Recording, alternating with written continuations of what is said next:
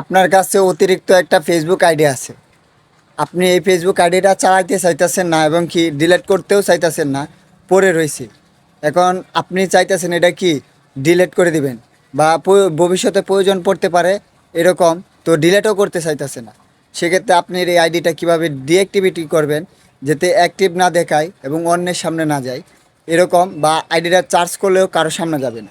তো আজকের এই ভিডিওতে আমি দেখাবো কিভাবে আপনার ফেসবুক আইডিটা ডিঅ্যাক্টিভিটিস করবেন এবং আপনি ভবিষ্যতে কোনো সময় যদি প্রয়োজন পড়ে আপনার আইডি নাম্বার এবং পাসওয়ার্ড দিয়ে লগ ইন করতে পারবেন। সেক্ষেত্রে আবার কি পুনরায় আবার আইডিটা চলে আসবে, ডিলেটের কোনো প্রয়োজন পড়ে না। সেক্ষেত্রে আমি আজকের এই ভিডিওতে দেখাইতেছি, আপনারা মনোযোগ সহকারে দেখবেন কিভাবে ডিঅ্যাক্টিভিটি করা যায় ফেসবুক আইডি। সো আমি চলে যাচ্ছি ফোনের স্ক্রিনে, এতক্ষণ ভিডিওটা দেখবেন এবং কি অন্যকে দেখার সুযোগ করে দিবেন। তো সর্বপ্রথম আপনাকে চলে যেতে হবে ফেসবুকের অ্যাপসে। তো আমি ফেসবুকের অ্যাপসে চলে গেলাম, তারপর আমার প্রোফাইলটা চলে আসছে।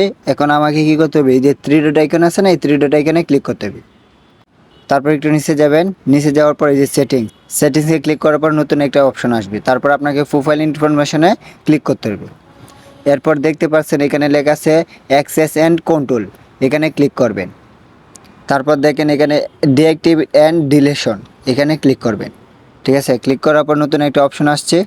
তারপর আপনি এখান থেকে আইডি ডিলিট করতে পারবেন অথবা ডিঅ্যাক্টিভিটি করতে পারবেন। আর ডিঅ্যাক্টিভিটি করলে কী হবে, আপনার আইডিটা কারো কাছে শো করবে না। তার জন্য আমাকে কী করতে হবে, আমি যেহেতু ডিঅ্যাক্টিভ করব তাহলে আমি কি ডিঅ্যাক্টিভিটি সিলেক্ট করে দিলাম।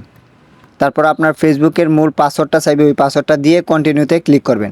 ক্লিক করার পর দেখবেন আপনার এখানে অনেকগুলো অপশন শো করবে, আপনি কী কারণে আইডিটা ডিঅ্যাক্টিভিটি করতে চাচ্ছেন অথবা কিসের জন্য। তো আপনি এখানে তারপর আপনি এখানে কী করবেন, I have another Facebook account, এখানে সিলেক্ট করে কন্টিনিউতে ক্লিক করবেন। তারপর দেখে নতুন একটা অপশন নিয়ে আসছে, এখানে লেখা আছে কি ডিঅ্যাক্টিভিটিস মাই অ্যাকাউন্ট, এখানে ক্লিক করবেন। ক্লিক করার পর দেখবেন আপনার অ্যাকাউন্টটা কি ডিঅ্যাক্টিভেট হয়ে গেছে। এখন আপনি কি করবেন, আপনার আইডিটা অন্য কারোর সামনে শো করবে না এবং কি অ্যাক্টিভ দেখাবে না।